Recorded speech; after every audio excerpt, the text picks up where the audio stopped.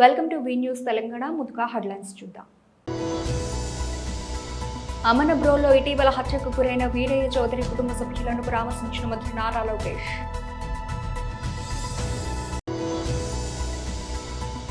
BJP SC Morcha జాతీయ కార్యదర్శి Shri yes Kumar మీడియాతో మాట్లాడుతున్నారు.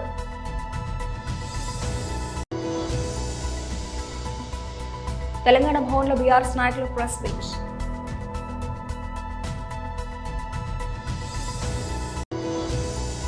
భారత్ నుంచి కీలక వాణిజ్య ప్రతిపాదన వచ్చిందన్న డొనాల్డ్ ట్రంప్.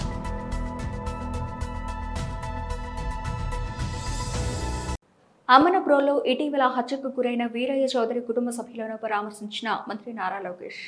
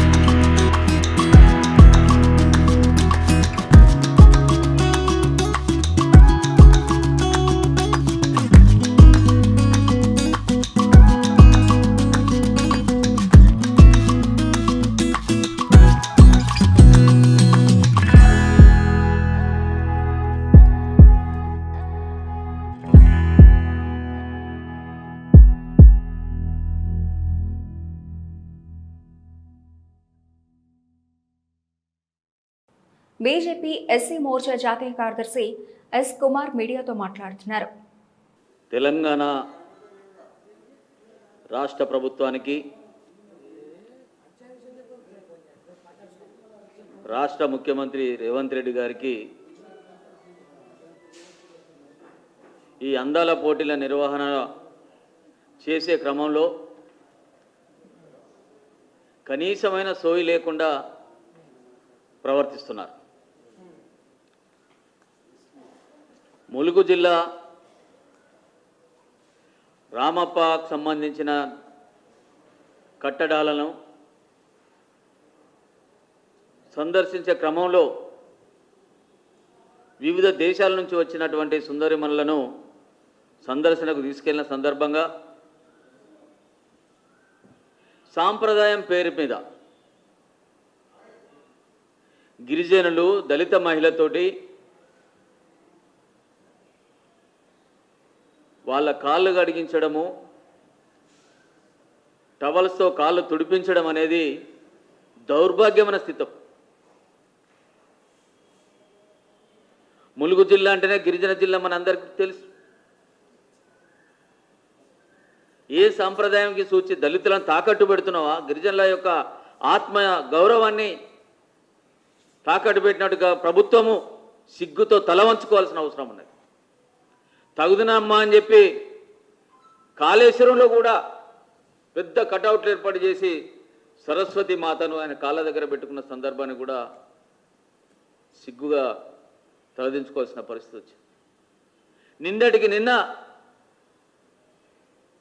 భాగ్యలక్ష్మి అమ్మవారిని అక్కడ కలవనీయకుండా, దైవ దర్శనం తీసుకెళ్లకుండా కేవలము ఓవైసీ మెప్పులు పొందడం కోసం చేసిన పని మనందరం కూడా చూసినాం. ఈరోజు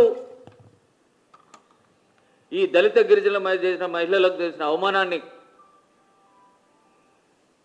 ఎస్సీ మోర్చా జాతీయ కార్యదర్శిగా తప్పకుండా జాతీయ ఎస్సీ కమిషన్ ఎస్టీ కమిషన్ దృష్టికి తీసుకెళ్తా. దానికి సంబంధించిన బాధ్యులు ఎవరైతే ఉంటారో, ఆ నిర్వహణకు బాధ్యత వహించినటువంటి ఎవరైతే అధికారులు ఉంటారో వాళ్ళందరిపై కూడా ఫిర్యాదు చేస్తాను. వాళ్ళందరికీ కూడా పేర్లు సేకరిస్తున్నాం.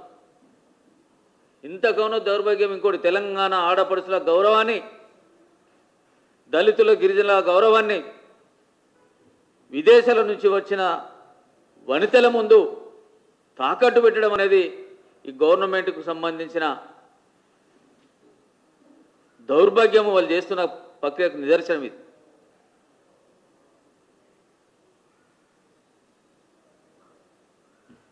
ఏం సమాధానం చెప్తారు మీరు? ప్రతి దానికి మేము గొప్ప చెబుతారు. ఇది కదా, ఇదే మీరు చేసేది. తెలంగాణ సంస్కృతిలో ఉండదు. మన ఇంటికైతే కాళ్ళకు చెంబులు నీళ్ళు ఇచ్చి కడుక్కోమని చెప్తాం, లేదా వాళ్ళకి ప్రత్యేక కుళాయిలు పెట్టండి. మీరు నిన్న 1,00,000 రూపాయలు 1,50,000 రూపాయలు పెట్టి వాళ్ళకి భోజనం ప్లేట్ కాదు బంగారం పెట్టి తినిపించండి, తప్పలేదు. వాళ్ళకు ప్రత్యేక కుళాయిలు ఇచ్చి కాళ్ళు కడిగించండి, చెంబుల నీళ్ళు ఇచ్చి కాళ్ళకు నీళ్ళు వేయడం మన సాంప్రదాయం. ప్లేట్లలో పెట్టి కాళ్ళు కడిగి తువ్వాల చూసడం మన సంప్రదాయం కాదు. మన ఆత్మగౌరవాన్ని తాకట్టు పెట్టడం అని చెప్పి ఈ సందర్భంగా నేను బాధన వ్యక్తం చేస్తూ తప్పకుండా వీటిపై ఫిర్యాదు చేస్తాను జాతీయ ఎస్సీ ఎస్టీ కమిషనర్కి అని చెప్పి ఈ సందర్భంగా చెప్పి.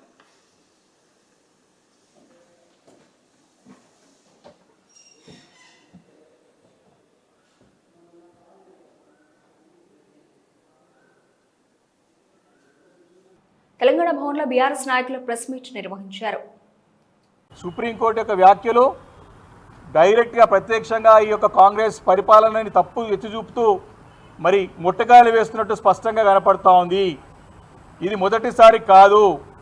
రేవంత్ రెడ్డి గారి యొక్క నాయకత్వంలో ఈ కాంగ్రెస్ ప్రభుత్వాన్ని మొదటి నుంచి కూడా హైకోర్టు అనేక విషయాల్లో తప్పుపడుతూ వస్తూ ఉన్నది. హైడ్రా విషయంలో మీరు తీసుకునే నిర్ణయం తప్పు, మీరు వివరించే తీరు తప్పు అని ఎత్తి చూపింది. అదేవిధంగా మరి ఫార్మాసిటీ విషయంలో కూడా మరి అక్కడ మన ఫార్మాసిటీ గురించి 17,000 ఎకరాలలో పెద్ద ఎత్తున ఫార్మాసిటీని ఏర్పాటు చేస్తే ఫార్మాసిటీని క్యాన్సిల్ చేస్తా అంటే కోర్టుకి మళ్ళీ సంప్రదించినప్పుడు కోర్టు కూడా ఆ విషయంలో మరి తప్పు అని చెప్పి ప్రభుత్వాన్ని ఆ తప్పును ఎత్తి చూపింది. అదేవిధంగా లగచరుల యొక్క భూములను కూడా సేకరించే విషయంలో కూడా మరి తప్పు పద్ధతిని అనుసరిస్తున్నది. ఇది తప్పు అని చెప్పి కూడా మరి హైకోర్టు కూడా తప్పు మరి ముట్టకాయలు వేయడం కాకుండా మరి నేషనల్ హ్యూమన్ రైట్స్ కమిషన్ కూడా మరి ఏ రకంగా వీరు ప్రజలపైన మరి దౌర్జన్యం చేశారో కూడా ఆ రోజు వ్యాఖ్యానించడం జరిగింది. ఈరోజు కూడా లగచర్ల భూముల విషయంలో కూడా ఏదైతే వివరించే తీరున్నదో మరి అక్కడ అటవీ ప్రాంతం కాదు, అది అడవికి సంబంధించిన ప్రాంతం కాదు, ఇది ఫ్రీ ల్యాండ్ అని చెప్పి అప్పుడున్నటువంటి ప్రభుత్వంలో పెద్దలు సిఎస్ గారు ఆ రోజు ఎన్విరాన్మెంట్ కానివ్వండి వారి సబ్జెక్ట్లో ఉన్నది, ఆ రోజు ఫారెస్ట్ అండ్ ఎన్విరాన్మెంట్ సబ్జెక్ట్లో ఉండే. అదేవిధంగా పొల్యూషన్ కంట్రోల్ బోర్డు కూడా చైర్మన్గా మరి వారు ఉండే. కాబట్టి ప్రభుత్వంలో ఉన్నటువంటి పెద్దలు కానివ్వండి, ప్రభుత్వంలో ఉన్న ముఖ్యమంత్రి గారు కానివ్వండి, తమకు వ్యాఖ్యలు తమ చేసే పనులని సమర్థించుకోవద్దు, తప్పుని చక్కదిద్దండి అని చెప్పి ప్రత్యక్షంగా వ్యాఖ్యానించి చూస్తూ ఉంటే మరి ఏ రకంగా ఈరోజు కోర్టుని తప్పుదో పట్టిస్తున్నారో ఈ ప్రభుత్వం స్పష్టంగా అర్థం చేసుకోవచ్చు. ప్రభుత్వం ఇది కాదు, ఈ కాంగ్రెస్ ప్రభుత్వం ఇప్పుడు కాదు, వారు వచ్చిందే అబద్ధాల పునాదుల పైన వచ్చినటువంటి ప్రభుత్వం ఈ కాంగ్రెస్ ప్రభుత్వం. ఇప్పటికి కూడా మరి ప్రజలందరినీ కూడా తప్పుదో పట్టించి, ప్రజలందరూ కూడా మోసం చేసి, ప్రజలకి అరచేతుల వైకుంఠం చూపించి 100 రోజుల్లో 6 గ్యారెంటీలు ఇస్తామని చెప్పి నానా అనేక రకమైనటువంటి అబద్ధాలు వాగ్దానాలు చేసి వారు చేపించడమే కాకుండా ఢిల్లీలో వారి పార్టీ పెద్దలతో కూడా చెప్పించి ప్రజలని నమ్మించి మోసం చేసి అధికారంలోకి వచ్చినటువంటి కాంగ్రెస్ ప్రభుత్వం కోర్టులను కూడా తప్పుదో పట్టించే ప్రయత్నం చేస్తూ ఉంటే కోర్టులు మొట్టకాయలు వేస్తూ ఉన్నాయి, చెంపపెట్టు లాంటి తీర్పులు ఇస్తూ ఉన్నాయి. ప్రభుత్వం ఇప్పుడు కూడా కళ్ళు తెరవకపోతే తప్పకుండా తీవ్ర పరిణామాలు తప్పవని చెప్పి ఈ సందర్భంగా నేను మనవి చేస్తా ఉన్నాను. మరి ముఖ్యమంత్రి గారు వారు తీసుకున్న ఏ నిర్ణయం కూడా అన్ని కూడా రివర్స్ అవుతూ ఉన్నాయి, బూమరాంగ్ అవుతూ ఉన్నాయి, ఏది కూడా సరే అమలు కావట్లేదని చెప్పి వారు ఫ్రస్ట్రేషన్లో ఉన్నారు. ముఖ్యమంత్రి గారు ఫ్రస్ట్రేషన్లో ఉండి తను ముఖ్యమంత్రి అని మర్చిపోయి వేదికల పైన మరి ఉత్తమ్ కుమార్ రెడ్డి ముఖ్యమంత్రి అంటా ఉన్నాడు. అంటే ప్రజలు నవ్వుకుంటున్నారు. ముఖ్యమంత్రి గారు ఒక భాష, ముఖ్యమంత్రి ఒక తీరు, వారి ఫ్రస్ట్రేషను, వారు చేసేటువంటి అసందర్భ పేలాపనలు చూసి ప్రజలు నవ్వుకుంటున్నారు, అసహించుకుంటున్నారు. ఇదే అమెరికా అధ్యక్షుడు డొనాల్డ్ ట్రంప్ గురువారం నాడు కీలక వ్యాఖ్యలు చేశారు. పలు అమెరికన్ వస్తువులపై ఎలాంటి సుంకాలు విధించకుండా ద్వైపాక్షిక వాణిజ్య ఒప్పందం కుదుర్చుకోవడానికి భారత్ ముందుకొచ్చిందని ఆయన తెలిపారు. ఖతార్ రాజధాని దోహాలో పర్యటిస్తున్న ట్రంప్ అక్కడ వ్యాపార ప్రతినిధులతో జరిగిన సమావేశంలో ఈ విషయాన్ని వెల్లడించారు. సుంకాలు లేకుండా వాణిజ్యం చేసుకునేందుకు భారత్ ఓ ఒప్పందాన్ని ప్రతిపాదించిందని ట్రంప్ పేర్కొన్నారు. అయితే ఈ ప్రతిపాదనకు సంబంధించి మరిన్ని వివరాలను ఆయన వెల్లడించలేదు. ఇదే సమయంలో యాపిల్ సీఈఓ టిమ్ కుక్తో తాను మాట్లాడినట్టు ట్రంప్ తెలిపారు. భారత్లో మరిన్ని తయారీ కేంద్రాలను ఏర్పాటు చేయాలనే ప్రణాళికను విరమించుకుని అమెరికాలోని ఆ ప్లాంట్లను నిర్మించడంపై దృష్టి పెట్టాలని సూచించినట్లు చెప్పారు. యాపిల్ తన ఉత్పత్తిని అమెరికాలో పెంచనుంది అని ట్రంప్ పేర్కొన్నారు. కాగా భారత్ అమెరికా ద్వైపాక్షిక వాణిజ్య ఒప్పందంపై చర్చలు కొనసాగుతున్న విషయం తెలిసిందే. ఇందులో భాగంగా 2025 శీతాకాలం నాటికి ఒప్పందపు తొలి దశను పూర్తి చేయాలనే లక్ష్యంతో భారత వాణిజ్య శాఖ ప్రతినిధులు, అమెరికా వాణిజ్య ప్రతినిధి కార్యాలయం అధికారులు ఏప్రిల్ 23-25 తేదీల మధ్య వాషింగ్టన్లో ఫలవంతమైన చర్చలు జరిపారు. అంతకుముందు మార్చి 2025లో ఢిల్లీలో కూడా ద్వైపాక్షిక చర్చలు జరిగాయి. ఏడాది ఫిబ్రవరిలో ప్రధాని నరేంద్ర మోదీ వాషింగ్టన్ పర్యటన సందర్భంగా ట్రంప్తో చర్చలు జరిపి 2025 శీతాకాలం నాటికి పరస్పర ప్రయోజనకరమైన బహుళ రంగాల ద్వైపాక్షిక వాణిజ్య ఒప్పందం తొలి దశను ఖరారు చేయాలని నిర్ణయించారు. ఇరు దేశాల మధ్య వాణిజ్య సంబంధాలు మరింత బలోపేతం చేసి 2030 నాటికి ద్వైపాక్షిక వాణిజ్యాన్ని $500 బిలియన్ రెట్టింపు చేయాలనే మిషన్ 500 లక్ష్యాన్ని నిర్దేశించుకున్నారు. ఈ చర్చలు ఇరు దేశాల ఆర్థిక సంబంధాలు, సరఫరా గొలుసుల సమైక్యతను పెంపొందించే ప్రయత్నాల్లో భాగమని వాణిజ్య మంత్రిత్వ శాఖ గతంలో పేర్కొంది. నాగర్ కర్నూలు జిల్లా బహుజన్ సమాజ్ పార్టీ ఆధ్వర్యంలో మున్సిపల్ ఆఫీస్ ఎదుట ధర్నా కార్యక్రమం నిర్వహించారు.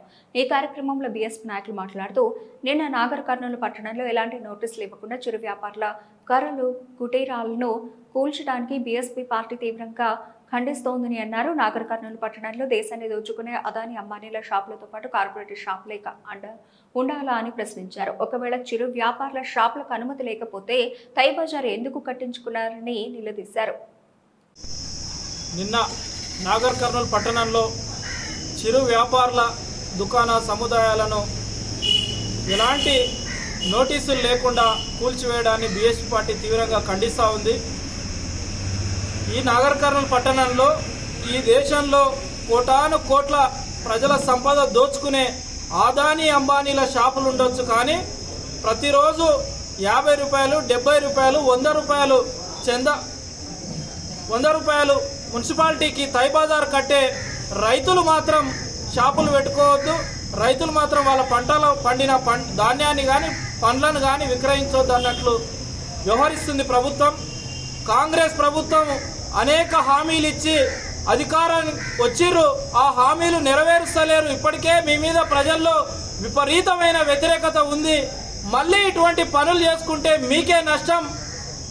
మీరు గనక పేద ప్రజల పట్ల మీ పార్టీ మేనిఫెస్టోలు, పంచవర్ష ప్రణాళికలు, ఇందిరమ్మ రాజ్యం అంటే ఇల్లు లేని వాళ్ళకి ఇల్లు ఇవ్వడం, కానీ ఈడేమవుతుంది, పంట తెచ్చుకొచ్చి రోడ్డు మీద పెట్టి అమ్ముకుంటే కూలుస్తున్నారు.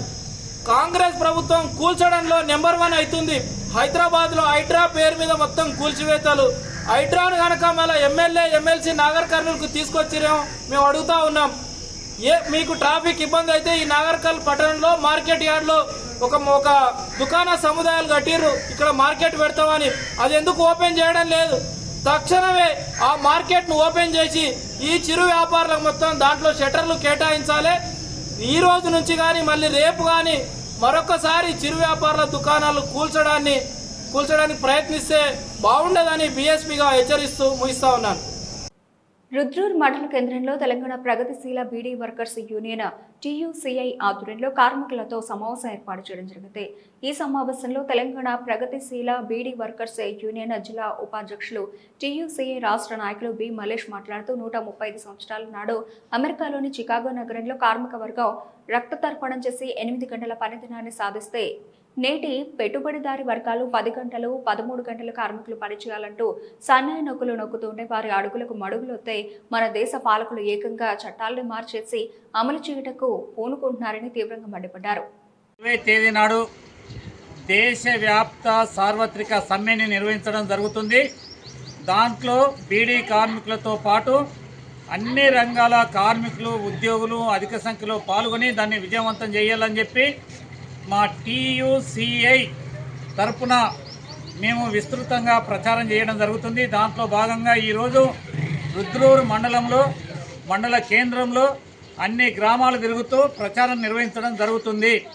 ముఖ్యంగా ఈరోజు కార్మికులు పోరాడి సాధించుకున్నటువంటి కార్మిక చట్టాలన్నింటినీ రద్దు చేసి 4 లేబర్ కోడ్లను తీసుకొచ్చింది. వాటిని వెంటనే రద్దు చేయాలని చెప్పి డిమాండ్ చేస్తున్నాం.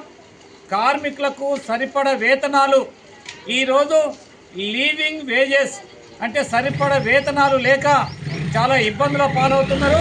అందుకని ఆ వేతనాల్ని కూడా పెంచివ్వాలని చెప్పి, అదేవిధంగా ఈపీఎఫ్ ఉన్నటువంటి కార్మికులు రాజీనామాలు చేసిన తర్వాత వాళ్ళకి ఇచ్చేటటువంటి పెన్షన్ ఏదైతే ఉందో పెన్షన్ చాలా దారుణంగా 1000 రూపాయల కాడికే కనీస పెన్షను 1000 రూపాయలు ఇస్తున్నారు. దీన్ని 9000 రూపాయలకు పెంచివ్వాలని చెప్పి మేము డిమాండ్ చేస్తున్నాం.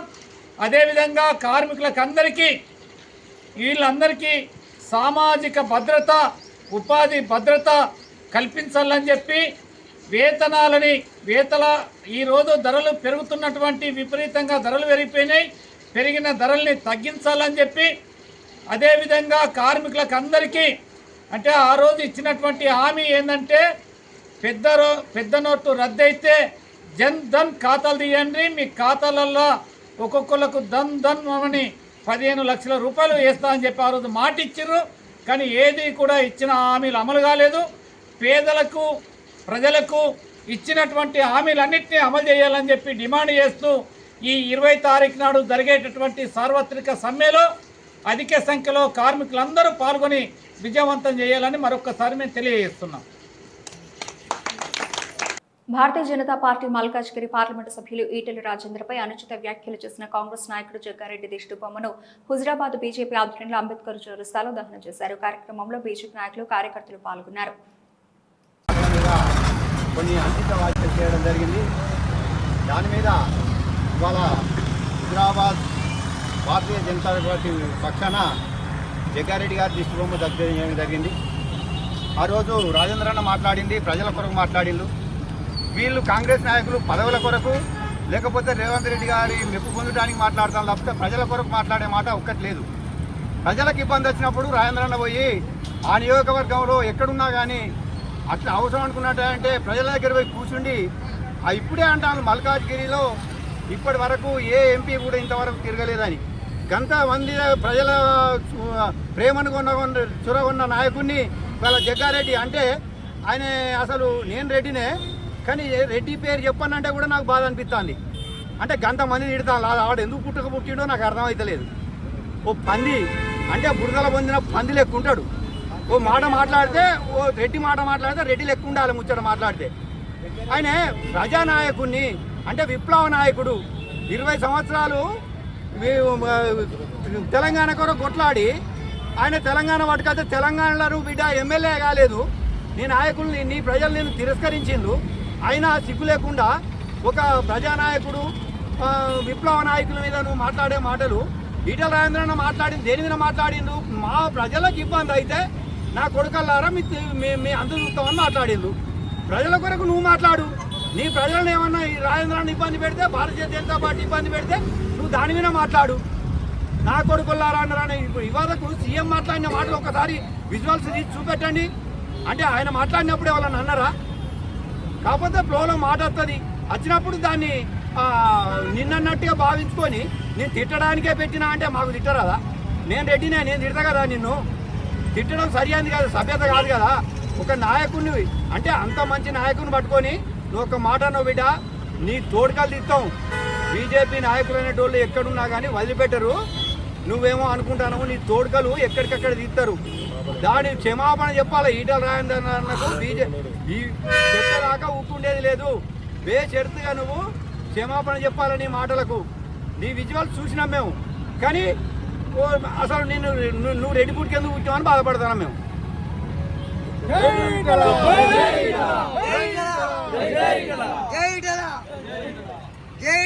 బులెటిన్ ముగించే ముందు హెడ్లైన్స్ మరోసారి.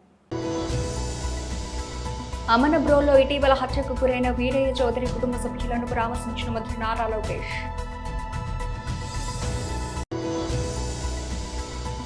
బీజేపీ ఎస్సీ మోర్చా జాతీయ కార్యదర్శి శ్రీ ఎస్ కుమార్ మీడియాతో మాట్లాడుతున్నారు.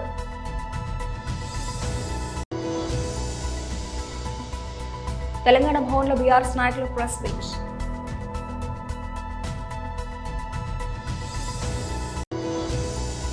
భారత్ నుంచి కీలక వాణిజ్య ప్రతిపాదన వచ్చిందన్న డొనాల్డ్ ట్రంప్.